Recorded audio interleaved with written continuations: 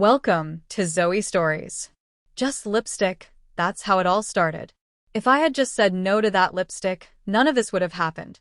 At least, that's what I tell myself in the quiet moments, when I lie awake staring at the ceiling, lips tingling with a phantom shade of red that refuses to fade from memory. My name was Ethan Ward, 18 years old. Nobody special. At least, that's how I saw myself. I wasn't the loud one in class, or the athletic one everyone admired on the basketball court. I wasn't the smooth talker who made girls laugh or the troublemaker who got away with everything. No, I was the quiet shadow in the back row, the one teachers forgot to call on, the one even friends sometimes overlooked. Home wasn't much different. My dad worked long hours and came home late, eyes always fixed on his phone. My mom had left when I was 12, chasing a new life in another city. That left me with Claire, my older cousin, who had moved in to look after me during senior year. She was only 22, but she carried herself like someone who had already figured out the rules of the world. Claire wasn't cruel, not exactly, but she was sharp. The kind of woman who knew exactly how to read people, how to bend them, how to press just the right buttons until they moved the way she wanted. I admired her, even feared her a little. She dressed like she was stepping out of a magazine. Lipstick always perfect, eyeliner sharp enough to cut. When she walked into a room, it was like the air changed. People noticed her. Me? I was invisible. And maybe that's why I didn't resist her the way I should have. It started one rainy Thursday evening. The house smelled faintly of vanilla from the candles she'd lit in the living room. I was curled up on the couch with my headphones on, pretending to read, but mostly staring at the same page over and over. Claire walked in, phone in one hand, makeup bag in the other. "You look like a ghost, Ethan," she said, dropping onto the sofa beside me. "Seriously, do you ever get any sun?" I shrugged. "It's raining." She smirked, pulling out a small tube of lipstick, deep crimson, the color of a bruise just before it heals. She twirled it between her fingers, then glanced at me with a mischievous spark in her eyes. "Want to try something?" I frowned. "What do you mean?" "This." She held the lipstick out like an offering. "Come on. Just for fun. One swipe. I want to see what you'd look like." I laughed nervously. "No thanks." "Oh, come on." She nudged me with her shoulder. "Don't be so stiff. It's just lipstick. What's the worst that could happen?" I wanted to say no. I wanted to roll my eyes, to brush her off.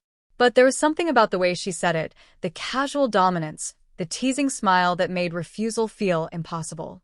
She wasn't asking. She was daring me. And I'd spent so much of my life hiding, keeping my head down, avoiding risks.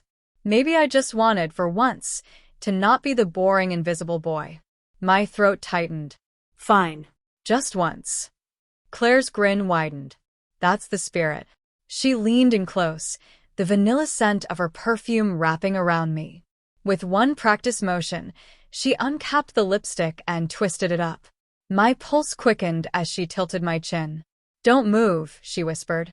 The first touch was electric, cool, waxy, impossibly vivid.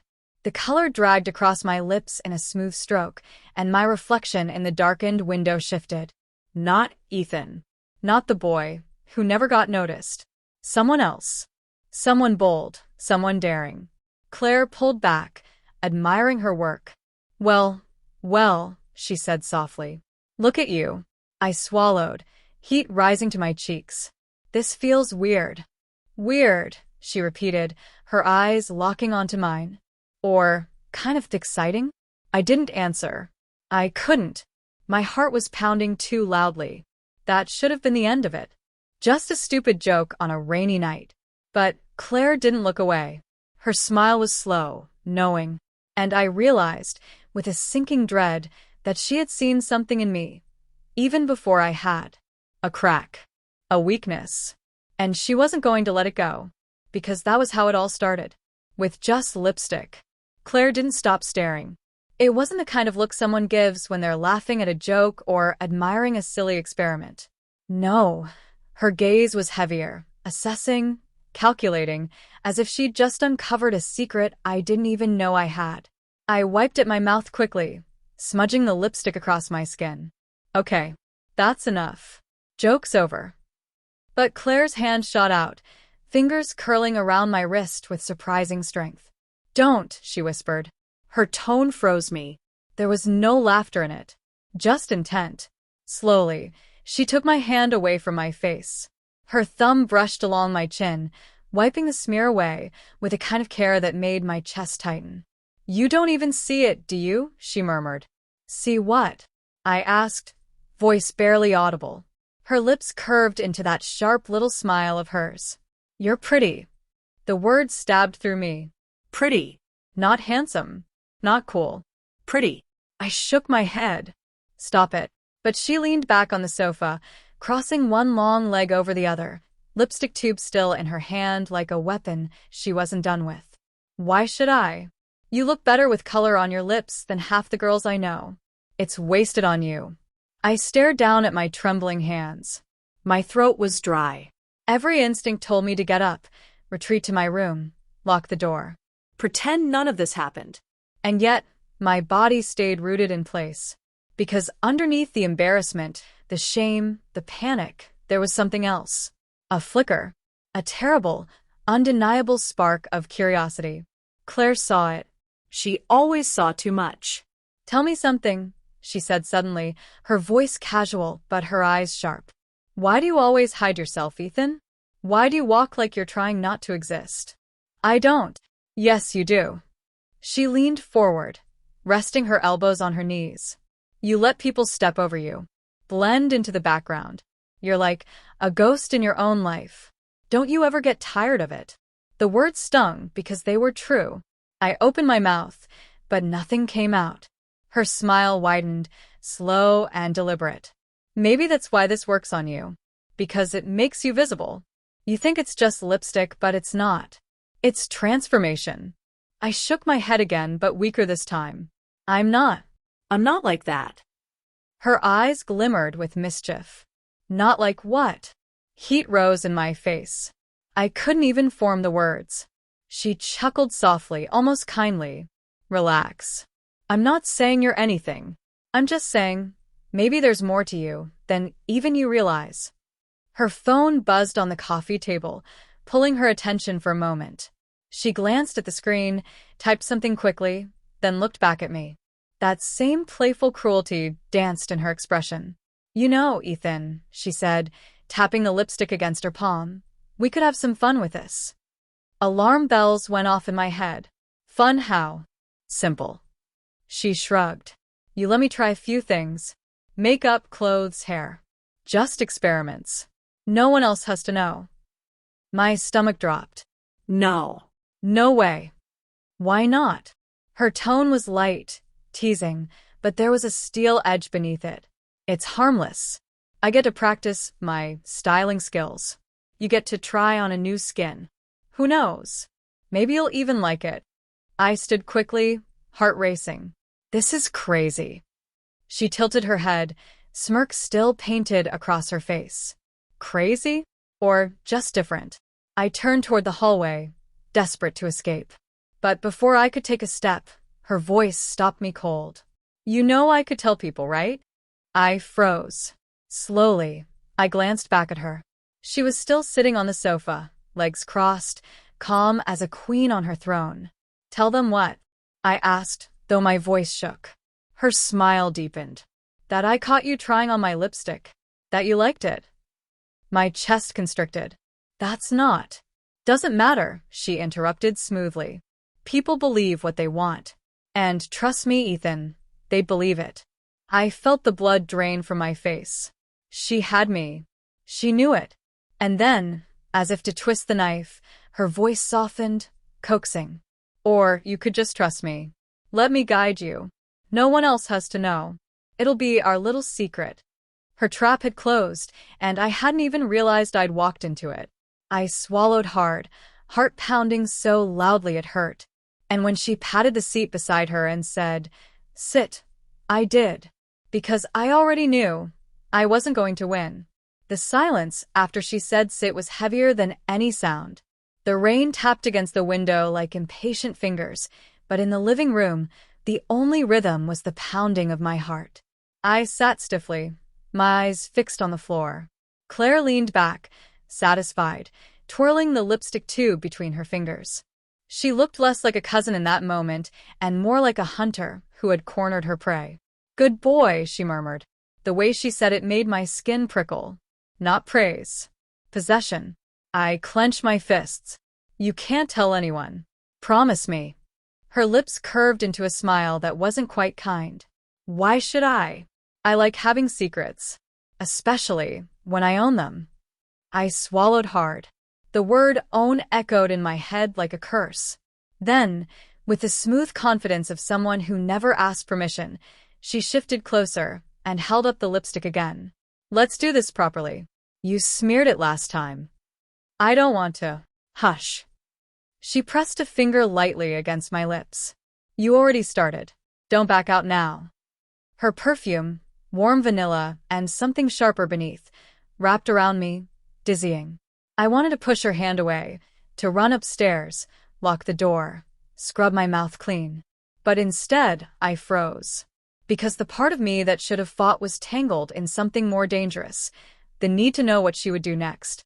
Claire tilted my chin upward, the tube poised like a blade of color. She spoke softly, almost tenderly. "Open your mouth a little. That's it. Relax." The lipstick brushed against me again, smooth, deliberate, painting me stroke by stroke. This time she took her time, shaping the edges, filling in the curves. When she was done, she leaned back and smiled like an artist admiring her masterpiece. "Perfect." I swallowed, throat dry. "Can I see?" She smirked and handed me her compact mirror. The boy staring back at me was gone. His lips were full, vivid, impossibly red, and the effect was disorienting. My pale face looked alive in a way it never had. The color pulled all the attention, daring anyone to look closer. I'd never seen myself like this. Never imagined it. And worse than the shock was the flicker of something I didn't want to admit. I didn't look ugly. I looked striking. I snapped the mirror shut, heat rushing to my ears. "Take it off." "Why?" Claire's voice was playful, but her eyes gleamed with power. "You look gorgeous." I stiffened. "Don't call me that." "Why not? You want me to lie?" She tilted her head, watching me squirm. "Ethan, you've been invisible your whole life. You don't get looks like this when you walk down the street. But like this? People would notice you." "I noticed you." Her words sank into me like poison and honey all at once. "Stop," I muttered, but my voice cracked. She leaned closer, whispering into my ear. "Doesn't it feel good to be seen?" I shook my head violently, pushing the thought away, but she only laughed, a soft, low laugh that told me she knew exactly how deeply she'd unsettled me. Before I could protest, she reached into her makeup bag again and pulled out a small brush. "Wait, what are you doing now?" "Relax," she said with a wicked grin. "Just finishing the look." "No," I said. Her hand clamped gently around my chin again, not rough but firm, the kind of touch that told me she was used to being obeyed. "You're too pale. A little blush, maybe some eyeliner, and you'll see what I mean. Don't be such a coward." The word stabbed me. Coward. I'd heard it whispered in locker rooms, in classrooms. Always the same sting. Too quiet, too weak, too scared. And now, from Claire's lips, it cut deeper than ever. "I'm not a coward," I whispered fiercely. "Prove it." She lifted the brush. Every part of me screamed to run. But I didn't move. I couldn't. The bristles swept against my cheek, soft as a whisper, and color bloomed on my skin. Another brush followed, then the sharp tickle of eyeliner at my lids. My eyes watered, my heart pounded, but I sat there and let it happen, because somewhere beneath the fear was that awful, forbidden curiosity. What if she's right? What if this really does make me visible? When she finally put the tools down, she leaned back, satisfied. "There. Now look."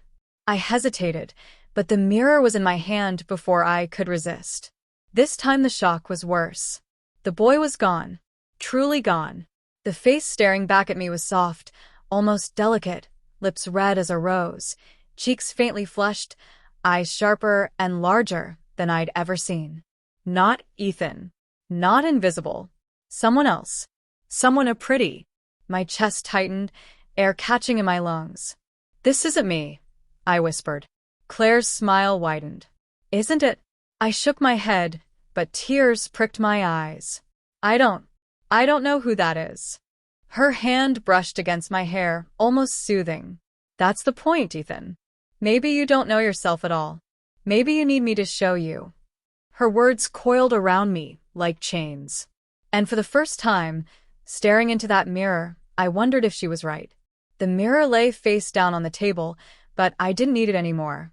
The image was burned into my mind. The stranger with painted lips, sharpened eyes, and a face that didn't belong to the boy I had been. I rubbed at my cheeks furiously, smearing the blush, but Claire caught my wrists again, firm and unyielding. Stop ruining my work, she chided, her voice calm but edged with authority. You don't even know how much potential you have.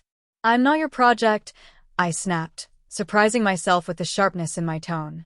Her eyebrows arched, amused. Aren't you? You're sitting here, letting me paint you, letting me decide what you look like.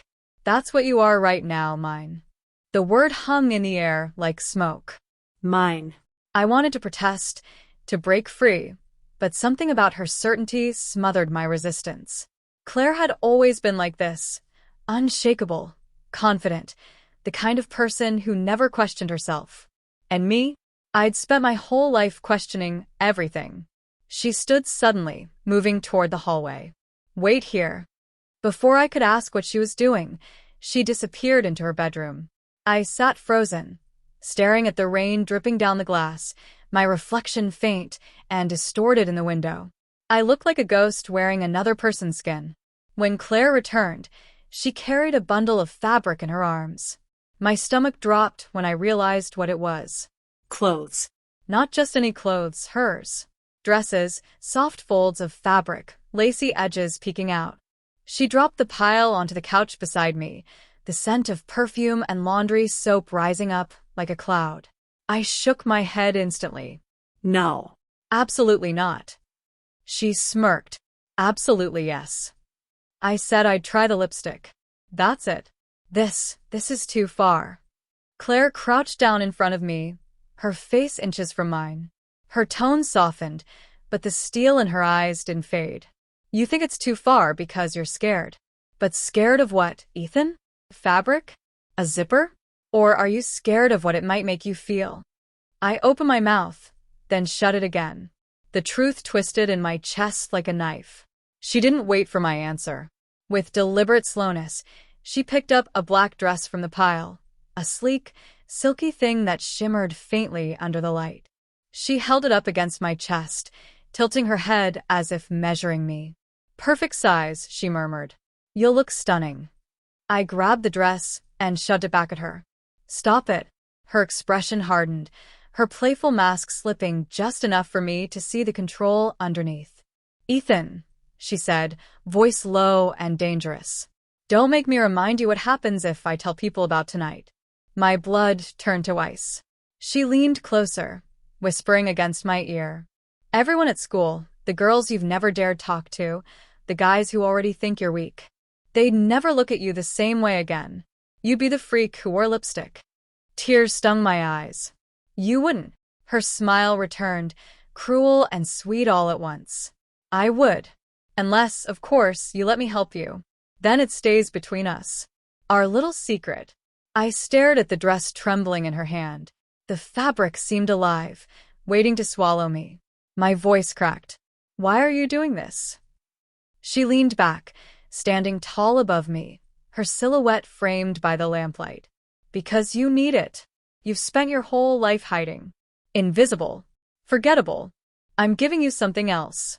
A chance to be seen. To be beautiful. The word made my stomach twist. Before I could resist again, she dropped the dress into my lap. The weight of it pressed down like a sentence. Go change, she said simply. I sat frozen, staring at the folds of fabric. The idea of putting it on filled me with dread so sharp it almost felt like nausea. But behind that dread was the echo of her earlier words. Doesn't it feel good to be seen? My legs moved before my mind decided. I stood, clutching the dress like it might burn me, and walked toward the bathroom. The door clicked shut behind me. Inside, the air was damp and faintly scented of soap. I stared at my reflection, lipstick smeared slightly from my nervous fidgeting, eyeliner smudged at the corner, but still undeniably transformed. And in my hands, the black dress waited. My breath came in ragged gasps. I should take it off, scrub my face, throw the dress back at her feet. But my fingers trembled as I unzipped my hoodie, let it fall, peeled away my t-shirt. The cool air brushed over my bare skin, and shame prickled across me like static. Piece by piece, I slid into the dress. The fabric clung to me, foreign and intimate. It whispered against my skin, fitting too well, reshaping me into someone I didn't recognize. When I finally zipped it up, I turned to the mirror again. The sight stole my breath. The boy was gone. Not just hidden, erased. The person staring back wore soft curves of fabric, painted lips, shadowed eyes. Not Ethan. Not invisible. A stranger. A girl. My knees wobbled. I gripped the sink, whispering to myself, "This isn't me. This isn't me." But when Claire's voice called through the door, smooth, commanding, inevitable, "Come out. Let me see you," my body betrayed me. I opened the door. Claire's eyes widened, and for a moment, I thought I saw something genuine flicker across her face. Satisfaction, pride, maybe even awe. Then her smirk returned, slow and dangerous. Well, she purred. "Look at you." I stood trembling in the doorway, dress clinging to me, lipstick still vivid, eyeliner smudged like shadows. "Please," my voice cracked. "Don't make me." She stepped closer, pressing a finger against my lips, silencing me. Don't ruin it, pretty thing." The words struck deep. Pretty thing. And in that instant I knew, whatever line I thought I could draw, Claire had already erased it. Delilah wasn't satisfied with just makeup and a dress. That, she said, was only the surface layer.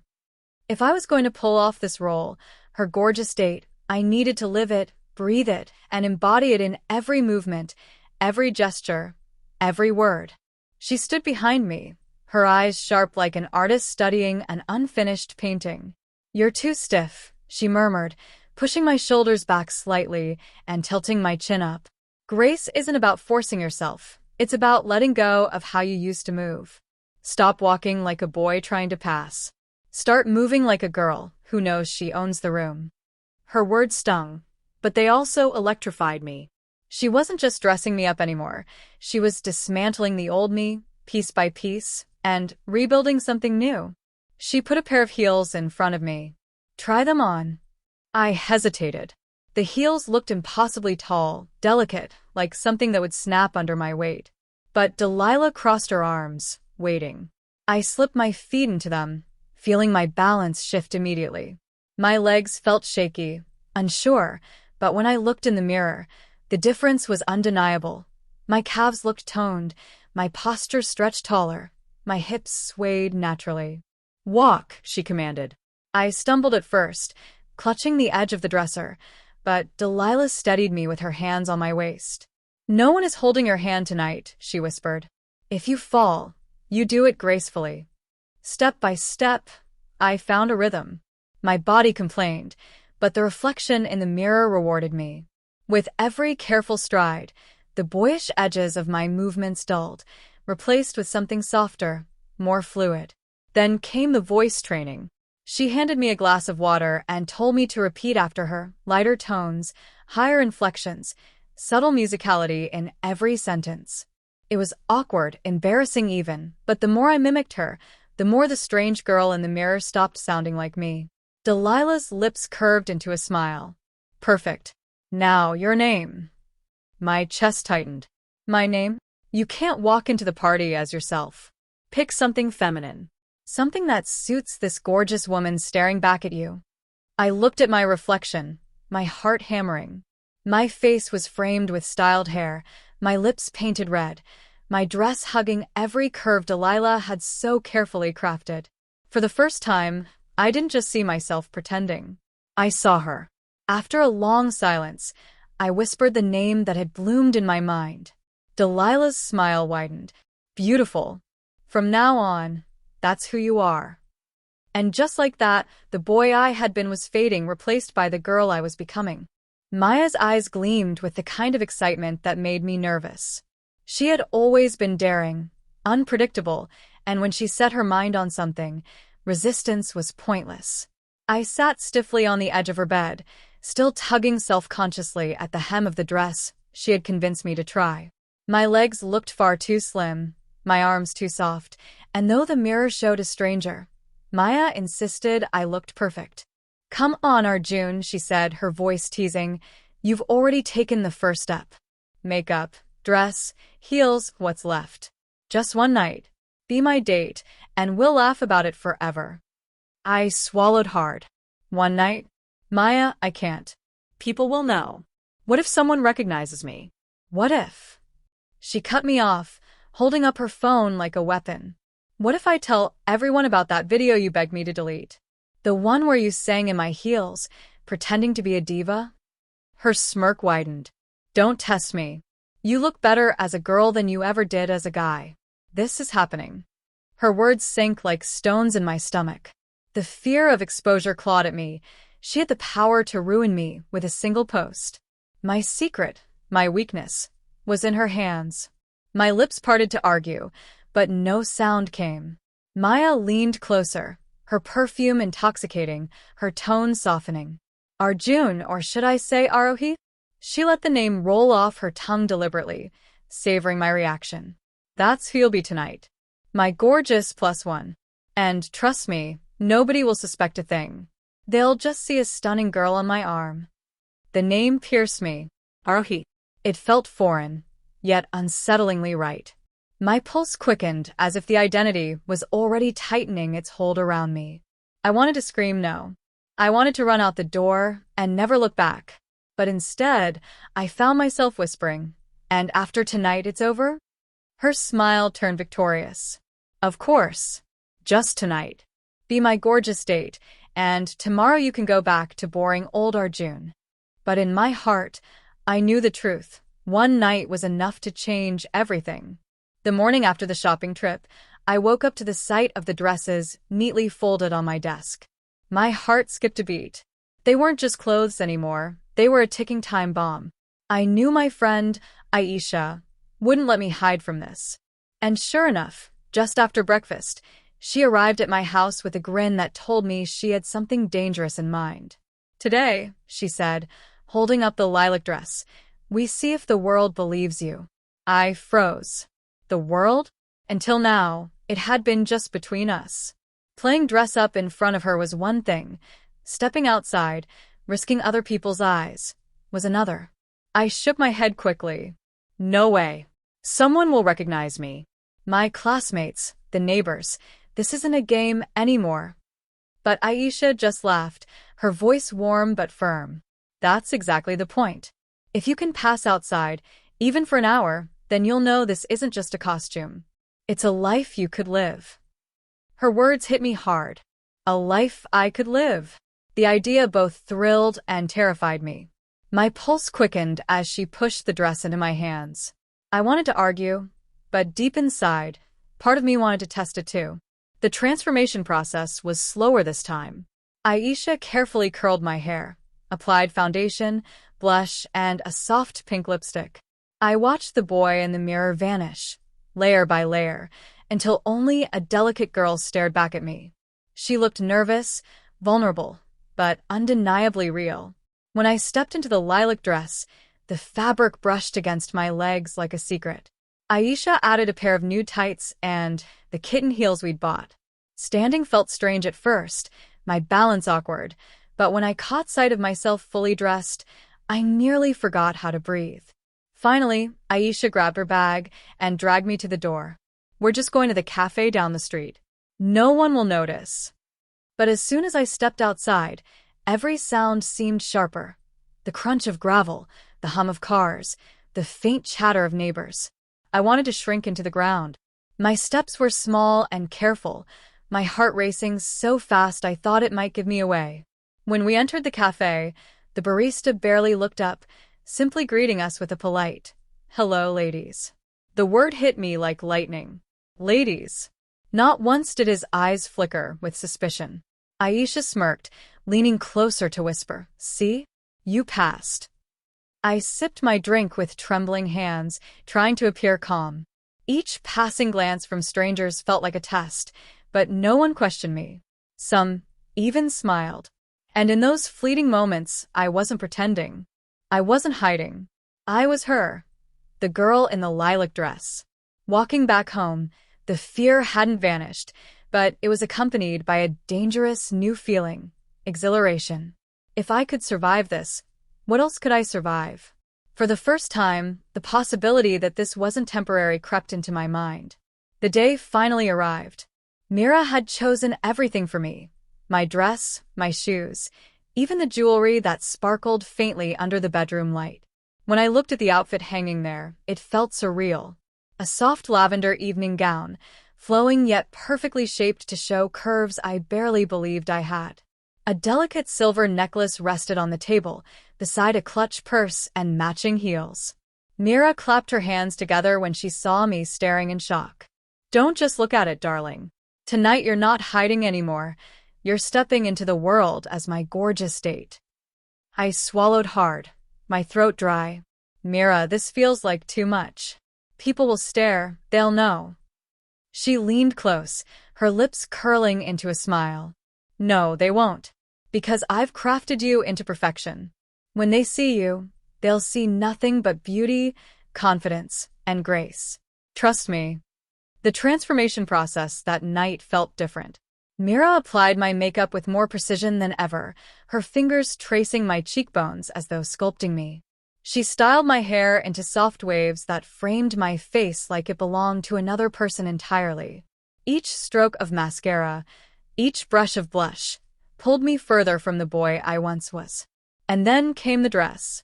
Mira zipped me in slowly, almost ceremonially.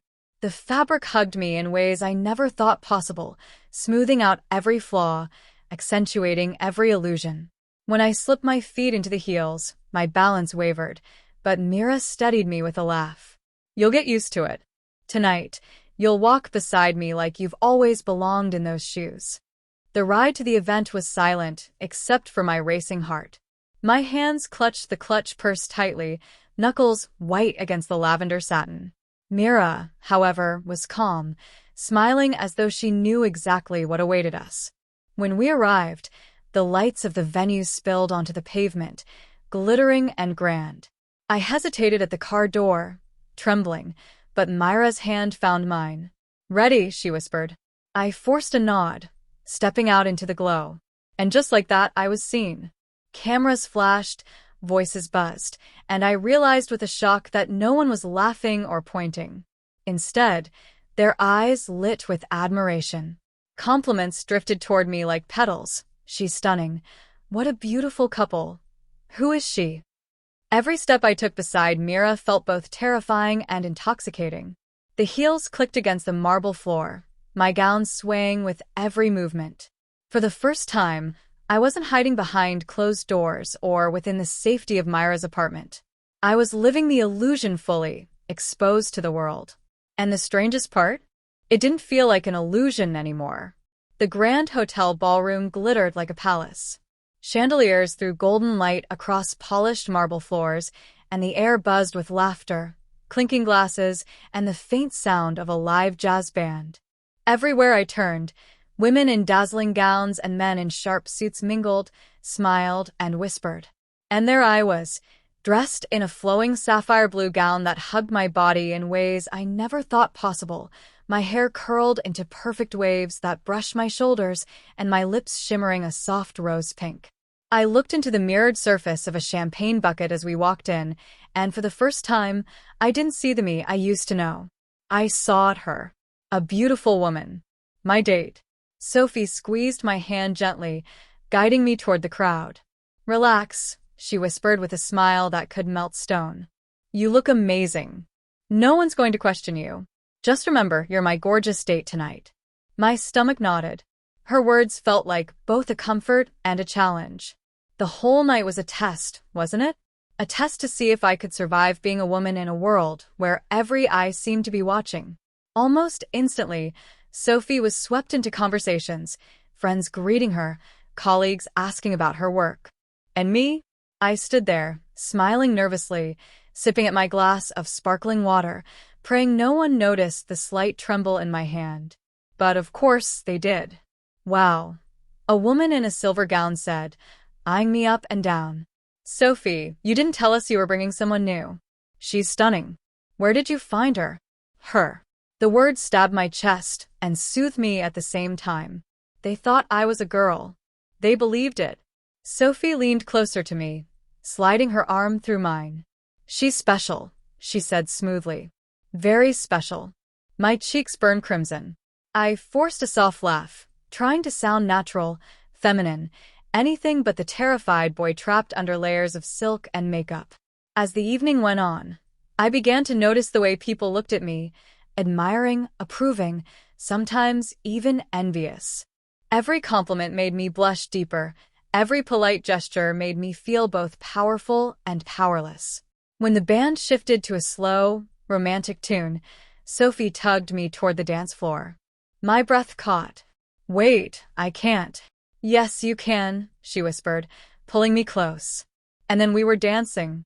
My heels clicked softly against the marble, my gown flowing like liquid around my legs, her hand warm against the small of my back. I should have been terrified, but instead, I felt something else entirely. For the first time that night, I wasn't pretending. I wasn't forcing myself into a role. I was lost in it. Lost in being her date. And that's when it hit me. The test wasn't just about surviving the night.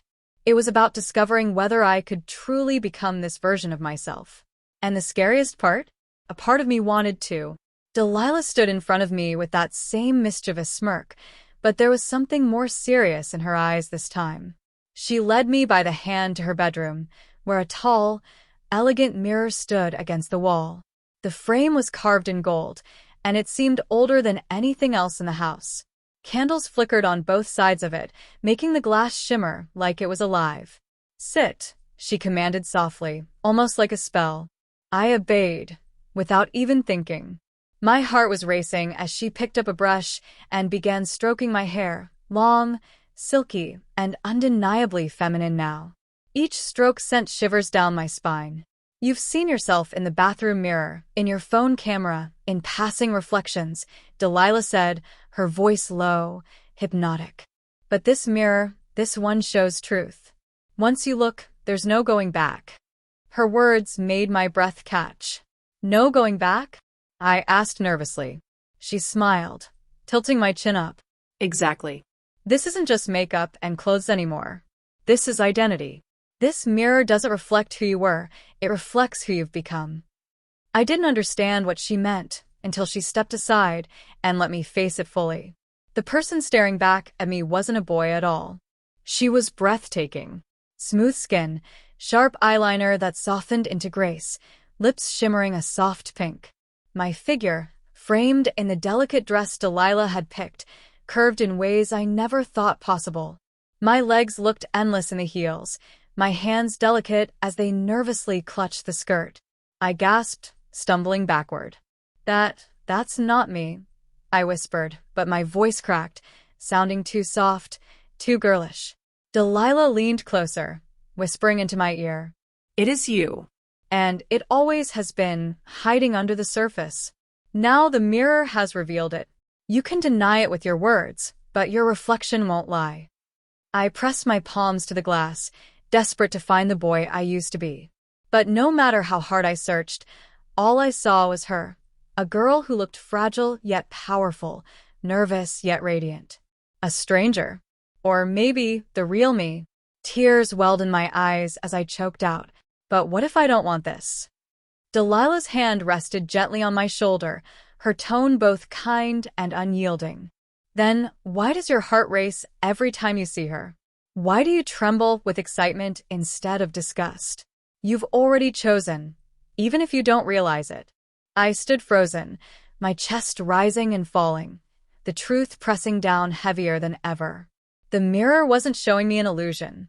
It was showing me the future I could no longer escape. And deep inside, despite my fear, a dangerous thought crept in. Maybe I didn't want to escape.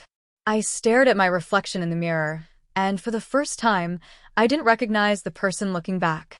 The delicate face, the smooth skin, the painted lips. It wasn't the boy I had known my whole life. And yet, she looked confident. Beautiful, even. At first, I had fought every change, every dress, every brush of makeup. But now, something inside me whispered that maybe this wasn't as terrible as I thought. When I smiled, the girl in the mirror smiled back. And she didn't look trapped, she looked free. When we finally arrived at the event, I could feel dozens of eyes on me. My heart pounded, terrified that someone would see through me. But instead of judgment, I felt admiration. People looked at me the way they would look at any elegant young woman, curious, impressed, even enchanted. My date leaned close and whispered, "See? They all believe it. You belong here." And, strangely enough, I did. The music, the laughter, the clinking of glasses, it all felt like another world. A world where I wasn't the nervous boy hiding behind excuses, but a girl who could shine in her own right. Throughout the night, something shifted inside me. Every step in my heels felt more natural. Every word I spoke in my softer voice flowed with ease. I wasn't pretending anymore. I was living it. When my friend squeezed my hand under the table and said, "You're gorgeous tonight," I didn't argue. I didn't deny it. I just blushed. Because deep down, I wanted to believe it was true. By the end of the evening, I wasn't thinking about when I would go back to being him. Instead, I was wondering how much longer I could stay as her. On the ride home, staring out the window at the passing city lights, I whispered softly to myself, Maybe this is who I was meant to be all along." And for the first time, the thought didn't scare me. It thrilled me. I walked into my room that evening, hoping to finally catch a break from the endless masquerade. My heart throbbed with exhaustion. Every day I was pretending, smiling, moving gracefully like a girl, but inside I felt the constant ache of losing myself. I collapsed onto my bed, staring at the ceiling, when my eyes drifted toward the mirror across the room. My breath caught. The reflection staring back at me wasn't the boy I remembered, not even a trace of him. Her eyes were big and shimmering, framed with long lashes. Her cheekbones were delicate, skin glowing with a softness I had never known before. My lips, painted pink earlier by Emma, still held their shine, plump and feminine. And the hair, silky waves of chestnut brown, cascading past my shoulders like a curtain of silk. I whispered, "That can't be me," but the reflection tilted her head exactly when I did, moved her hand the same way. Every tiny expression was mine, and yet not mine. Panic surged inside me. I dug into my desk drawer, pulling out old photos of myself, my crooked grin, messy hair, boyish frame. I pressed one against the mirror, desperate to match the faces. But the mirror only mocked me. The boy in the photo and the girl in the reflection were strangers. "No," I muttered, shaking my head violently. "I'm still me. I'm still him." But when I opened my mouth, the voice that came out was light, airy, undeniably feminine. Even my protest sounded like a girl's denial. I staggered back, clutching my chest as dread settled deep inside me. For the first time, I realized this wasn't just disguise, makeup, or clothes anymore. Something had shifted permanently. My body had adapted, my reflection betrayed me, and the line between acting and being had blurred until it was gone. Tears welled in my eyes. I wanted to scream, to demand the universe give me my old self back. But the truth was staring me in the face. The boy I had been no longer existed. And what terrified me most was that everyone else seemed to have accepted this long before I did. The night of the party arrived, and my nerves were stretched thinner than the straps of the delicate heels I was wearing. My reflection in the mirror was almost unrecognizable. The shimmering gown hugged my figure with such elegance that even I couldn't deny how much I looked like a glamorous woman. Delicate curls framed my face, the glossy lipstick shone under the soft lighting, and my manicured nails sparkled like jewels. Walking into the venue was surreal. Music pulsed through the air, chandeliers glistened above, and people turned their heads as I entered. For the first time, I wasn't just blending in, I was capturing attention. Whispers trailed behind me, compliments flowed from strangers, and I could feel eyes tracing every movement I made.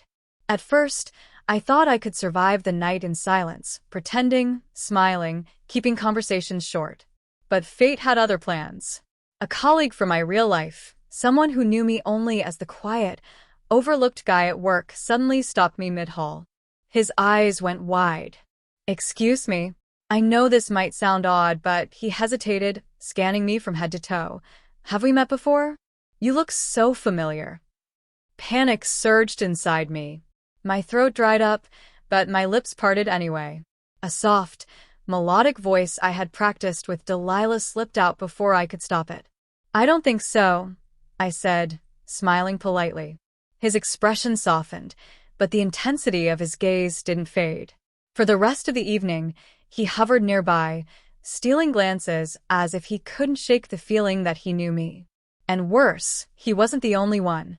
The hostess herself introduced me as Delilah's glamorous friend, and suddenly I was pulled into group conversations, asked questions, offered drinks. Every smile I gave, every laugh I forced out, made me feel like I was sinking deeper into this illusion. But then came the real twist. As the music softened and the party reached its peak, the host clinked a glass and invited us all to the center. "Tonight," she announced, "we celebrate beauty, courage, and transformation." My heart nearly stopped when she gestured toward me. "And this stunning young woman right here, she is the star of the evening." The spotlight hit me, and the entire crowd erupted in applause. Cameras flashed, eyes sparkled, and I was trapped in the role I never meant to play. Inside, I was screaming, but outwardly, I had no choice but to curtsy, smile, and let the applause wash over me. And in that moment, a terrifying realization hit me. There was no easy way back. The world was already beginning to see me as her. The night of the gala arrived, and I stood before the mirror in my borrowed gown. My reflection no longer startled me. It haunted me. The soft curls of my styled hair framed a face painted with elegance. The shimmering dress hugged a body that no longer belonged to the boy I once knew. I whispered my old name under my breath, but it felt distant, like a memory I was slowly losing. Delilah appeared behind me, adjusting the clasp of my necklace. "You look stunning," she said, her voice warm but commanding, like she was reminding me of a role I couldn't escape. I wanted to scream, to tear the dress off, to run into the night barefoot and unmade, but when I looked into her eyes, I froze. There was expectation there, approval, and deep down, shamefully, a twisted part of me craved it. At the gala, people didn't question who I was. They didn't ask where the old me had gone. Instead, they admired me, complimented me, treated me as if I had always belonged in this form. Every smile chipped away at my resistance. Every "you look gorgeous" became both a dagger and a bomb. By the end of the night, when Delilah's hand slipped into mine and she whispered, "You are perfect tonight," I felt the last threads of my old identity trembling, ready to snap. I knew I was close to breaking, close to surrendering completely. When we returned from the gala, the mansion was quiet. The laughter and music from earlier still rang in my head, but now it was replaced by an eerie stillness. I walked slowly up the stairs, the weight of the gown heavy on my shoulders. My heels clicked against the marble like a countdown to something inevitable. Inside my room, I finally faced the mirror again. I thought I'd see me, the boy underneath the makeup, the imposter hidden behind silks and lace. But the reflection was different now. The longer I stared, the more my old self faded. My voice, my walk, even the way I breathed, it wasn't his anymore. It was hers. Delilah entered without knocking. She carried a small velvet box in her hand. "You've done so well," she whispered, her tone both soothing and terrifying. She opened the box and revealed a delicate bracelet, engraved with a single name, the new name she had given me. I shook my head weakly. That's not me. It can't be. But when she fastened the bracelet around my wrist, it felt final, like a lock snapping shut. The weight of it was heavier than any chain. She cupped my face, tilting my chin upward until my painted eyes met hers. Say it, she urged.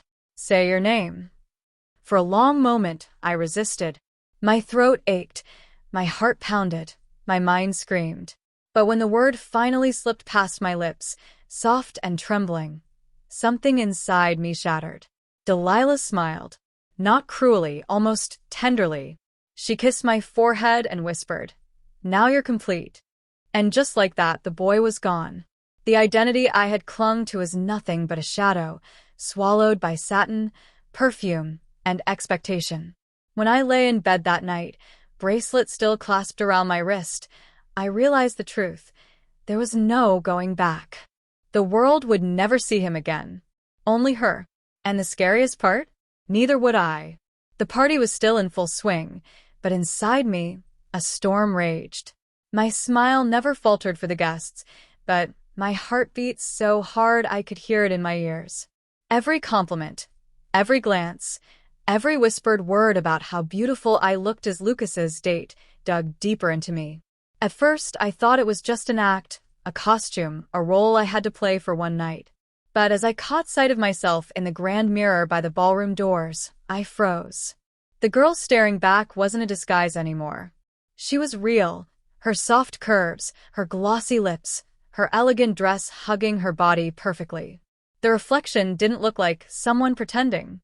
It looked like someone who had always been this way. For a moment, I pressed my palm against the glass, whispering, "That's not me. That can't be me."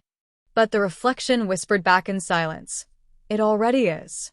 Lucas appeared behind me, his voice low but steady. "You've played your part better than I ever imagined," he said, his hand gently touching my shoulder. "No one in this room suspects. You've fooled them all." I turned sharply, my chest tightening. Fooled them? Lucas, they believe I'm her. They don't see me anymore. Do you even understand what that means? His smile faltered. For once, the confident man seemed unsure. I didn't think it would get this far. I just needed you tonight, just for this event. I shook my head, tears brimming. No, Lucas. It's not just tonight. I can't undo what I've become. The way they look at me, the way you look at me, it's like the old me doesn't exist anymore. He reached for my hand, hesitated, then held it firmly. His touch was warm, grounding, but also terrifying. You're right, he admitted. I don't see the old you anymore. The words hit me like thunder. My throat closed. My knees nearly gave out. In that moment, I realized it wasn't just an act, not anymore. My identity had shifted, piece by piece, until I was no longer pretending. I was living it. The breaking point wasn't about whether I could keep fooling people. It was about whether I could fool myself. And standing in that glittering ballroom, wearing a dress that felt like it had been made for me, I realized I couldn't. I was no longer his friend pretending to be his date.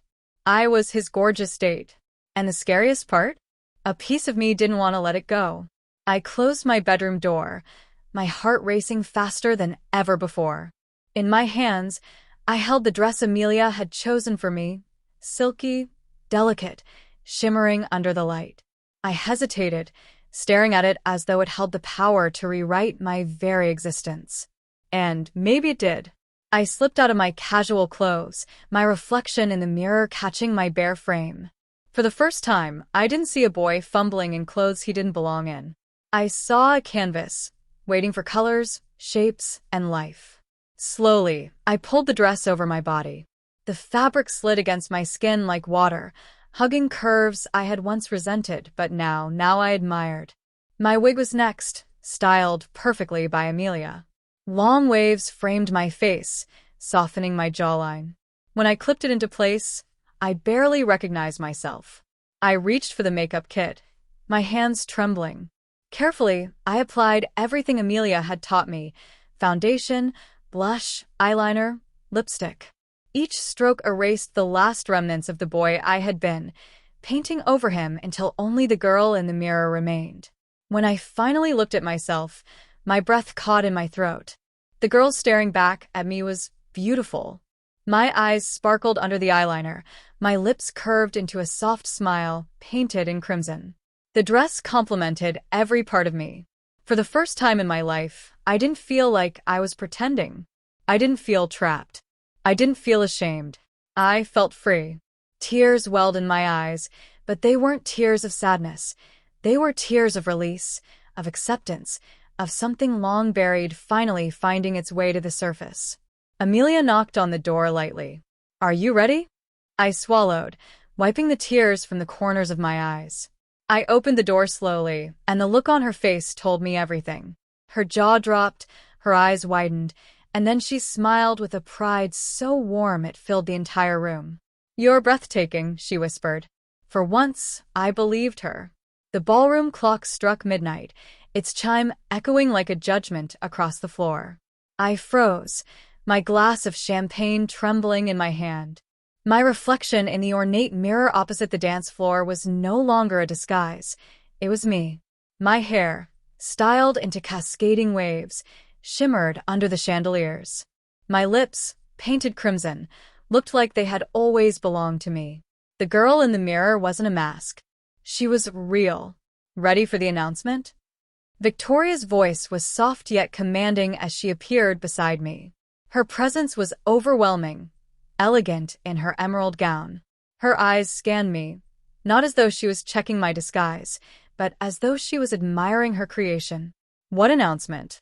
I whispered, my throat suddenly dry. Victoria leaned closer, her perfume wrapping around me like chains. "The world already sees you as my date, my perfect lady. Tonight, I'll make sure you see it too." The music swelled, and she pulled me onto the dance floor. My heels clicked, my gown swayed, and every step I took seemed impossibly natural. Guests turned their heads, whispering, smiling, nodding approval. I wasn't the boy who had nervously agreed to a favor. I was the woman who owned every eye in the room. As we twirled beneath the golden light, I realized the truth I had been avoiding. There was no way back. The stares, the murmurs, the undeniable elegance I radiated. It was permanent. I wasn't pretending anymore. I was her. Victoria's hand tightened around mine. She leaned in, her lips brushing my ear. "Do you see now? You're not playing a role. This is who you are." My heart pounded. I wanted to deny it, to insist that this was temporary. But the weight of my dress, the confidence in my walk, the acceptance in the eyes around me, it all told the same story. When the music ended, applause filled the room. My cheeks burned as I curtsied instinctively, earning cheers from strangers who already believed I belonged. And in that instant I knew Victoria was right. The boy I had been was gone, forever replaced by the gorgeous date standing proudly in his place. This wasn't just her plan anymore. It was my reality. The night of the gala finally arrived. I stood before the grand mirror in my room, staring at the reflection that no longer shocked me, but still felt surreal. The gown Madison had chosen for me shimmered under the soft light. It was a deep sapphire blue, with a fitted bodice that hugged my frame and a flowing skirt that swayed with every slight movement. My hair, styled into elegant waves, cascaded over my shoulders like a waterfall of silk. The makeup was flawless, sculpting my features into those of a woman who looked nothing like the boy I had once been. I wasn't just disguised anymore. I had become her. Madison stepped into the room, her heels clicking against the floor. She paused, her lips parting in awe. "You're breathtaking," she whispered, almost as if afraid to break the spell. My heart pounded. The words were meant as a compliment, yet they felt like something more. "Do I really look convincing?" I asked, my voice trembling but softer, smoother than ever.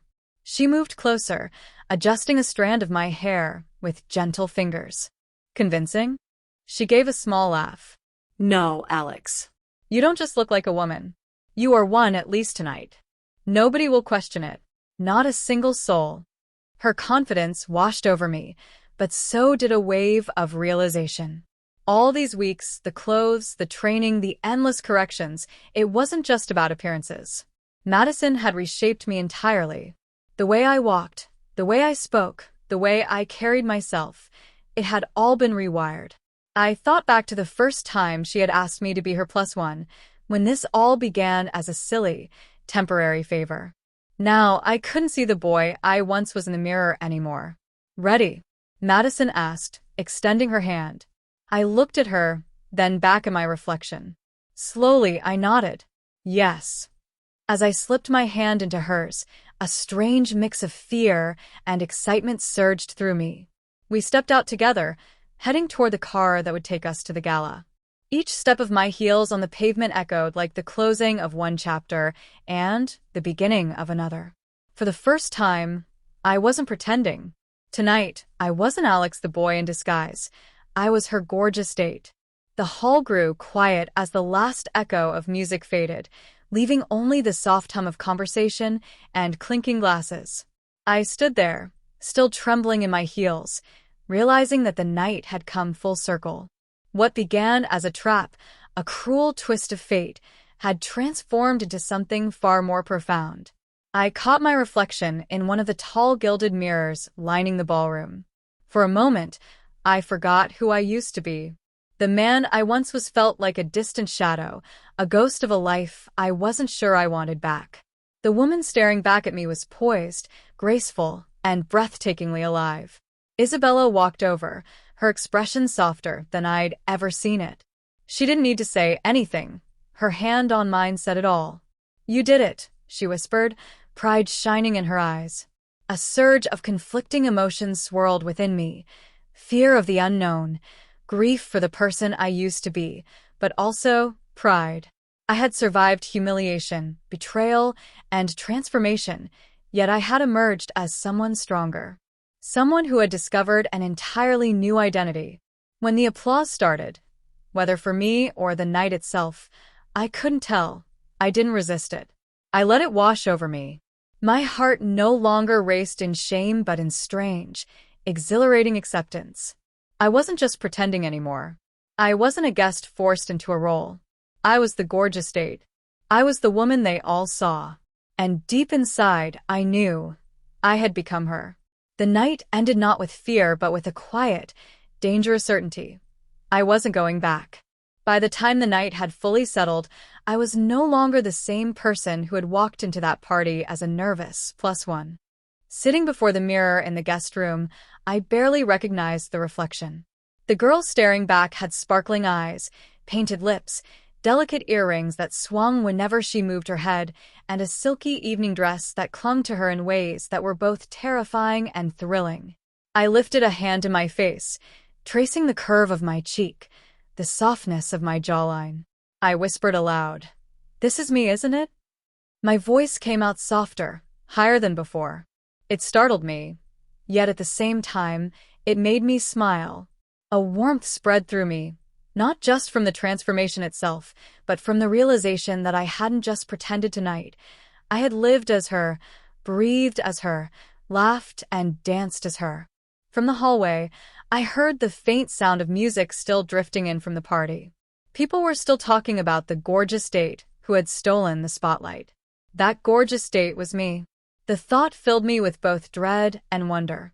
I knew the world outside that door would never see me the same again. Maybe I would never see myself the same again either. And as I sat there, staring into the mirror, one question echoed in my mind like a haunting refrain. Had I just agreed to be her plus one, or had I unknowingly agreed to become someone entirely new? The answer wasn't clear. All I knew was that this night had changed everything. The door creaked open behind me, and I froze. She stepped in quietly, her heels clicking softly against the floor, her perfume wrapping around me before her arms did. She stood behind me, hands resting lightly on my shoulders as we both looked into the mirror together. "You see it now, don't you?" she whispered.